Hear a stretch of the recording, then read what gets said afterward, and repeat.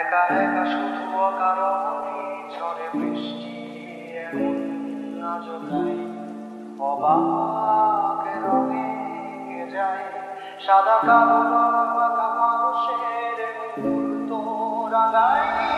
ভীষণ কালো মেঘ পুরে ছাইয়া বেগে আজও নাই অবাক জোছনায় পোড়া চোখ তবুও সাজাই